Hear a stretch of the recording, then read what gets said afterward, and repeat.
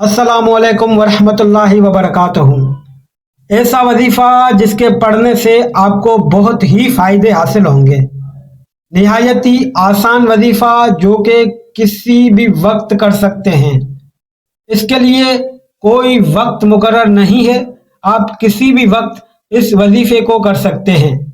جائے نماز پر بیٹھ کر آپ نے اول آخر 11 مرتبہ درود شریف بارگاہ حضور صلی اللہ علیہ وآلہ وسلم پڑھنا ہے، کیونکہ درود شریف پڑھنے کی برکت سے اللہ تعالیٰ آپ کو قبولیت کے مقام تک پہنچا دیتا ہے۔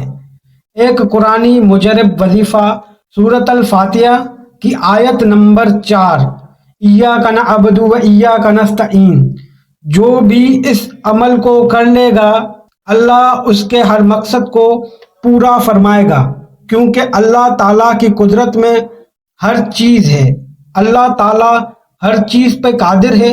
یہ وظیفہ سورۃ الفاتحہ کی آیت نمبر 4 کا ہے، جس کو صبح و شام میں 100 مرتبہ پڑھنا ہے، یعنی کہ ایک تسبیح صبح ایک تسبیح شام۔ اس کے پڑھنے سے آپ کو بہت ہی زیادہ فائدے حاصل ہوں گے۔ نہایت آسان وظیفہ ہے، یہ کہیں کہ ایک آسان سی دعا ہے قبولیت کے لیے۔ اس وظیفے کے بعد عاجزی کے ساتھ دعا کریں، جو بھی جائز حاجات ہوں گی انشاءاللہ تعالی 3 دن کے اندر ہی پوری ہوگی۔